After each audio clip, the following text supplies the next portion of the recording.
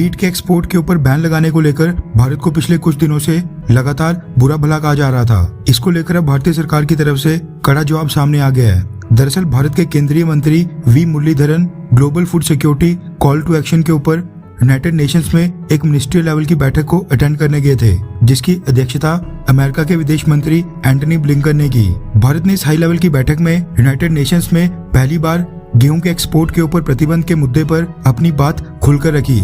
मुरलीधरन ने कहा कि भारतीय सरकार गेहूं की वैश्विक कीमतों में जो अचानक से वृद्धि आई है उसको स्वीकार करती है, जिससे हमारी और हमारे पड़ोसियों और अन्य कमजोर देशों की फूड सिक्योरिटी खतरे में पड़ गई है।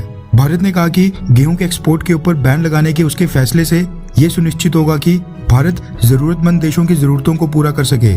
भारत की तरफ से वी मुरलीधरन ने कहा कि कम आय वाले विभिन्न वर्ग आज अनाज की बढ़ती कीमतों और उनकी पहुंच तक जो मुश्किलें आ रही हैं, उनकी दोहरी चुनौतियों का सामना कर रहे हैं। उन्होंने कहा कि यहाँ पर पर्याप्त भंडार वाले भारत जैसे देशों ने भी फूड प्राइसेस में अनुचित वृद्धि देखी है।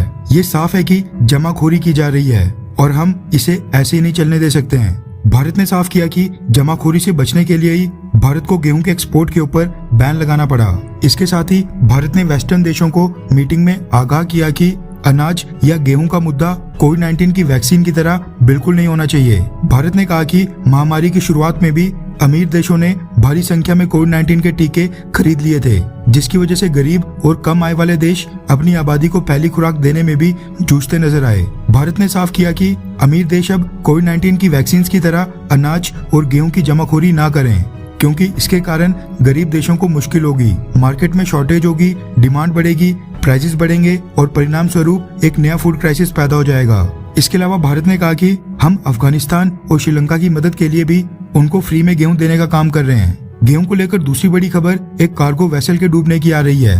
दरअसल भारत से एक बड़े कार्गो वेसल में हजारों टन गेहूं बांग्लादेश के चट्टोग्राम पोर्ट के ऊपर पहुंचाया गया था। वहां पर बड़े शिप से गेहूं की कुछ शिपमेंट एक छोटे कार्गो वेसल के ऊपर लोड की गई, जिसको ढाका में स्थित एक प्राइवेट मिल को डिलीवर किया जाना था। प्राइवेट मिल के लिए जो ये गेहूं जा रहा था, इसको छोटे से नारायणगंज रिवर पोर्ट के ऊपर उतारा जाना था। वहां पर ये गेहूं अनलोड होकर प्राइवेट मिल को भेजा जाना था। लेकिन ये जो छोटा कार्गो वेसल 1600 टन भर्ती गेहूं को लेकर चट्टोग्राम पोर्ट से नारायणगंज पोर्ट की तरफ जा रहा था, ये बे ऑफ बंगाल यानी बंगाल की खाड़ी में मेघना रिवर से क्रॉस होते समय वहां पर मौजूद तलहटी यानी पहाड़ का वो पार्ट जो पानी के अंदर डूबा होता है, उससे जोर से टकरा गया। इम्पैक्ट इतना जबरदस्त था कि शिप के अंदर आगे वाली साइड से छेद हो गया और पानी भरने के कारण पूरे का पूरा कार्गो वेसल ही डूब गया। शिपिंग एजेंट के मुताबिक अब गेहूं को रिकवर नहीं किया जा सकता है और ये सारा गेहूं बर्बाद हो गया है। रिपोर्ट्स के मुताबिक इस कार्गो वेसल के ऊपर लोडेड गेहूं की कीमत 5 करोड़ 94 लाख इंडियन रुपीस तक की थी। पिछले कल मीडिया में इस तरह की फेक न्यूज भी फैलाई जा रही थी कि कार्गो वेसल के ऊपर हमला किया गया था, जिसके कारण ही वो डूबा। लेकिन शिपिंग एजेंट ने बताया कि ये फेक न्यूज है और ये बस एक एक्सीडेंट था। गेहूं से संबंधित तीसरी खबर ये भी निकल कर आ रही है कि भारत ने अफगानिस्तान को फिर से गेहूं की सप्लाई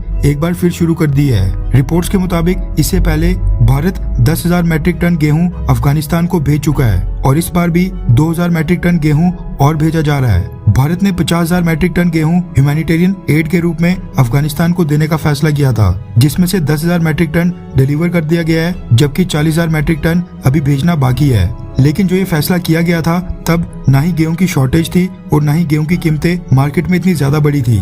खैर, वैसे क्या भारत को अफगानिस्तान को पूरा 50,000 मैट्रिक टन गेहूं भेजना चाहिए, हाँ या फिर ना? नीचे कमेंट करके अपनी राय जरूर बताएं।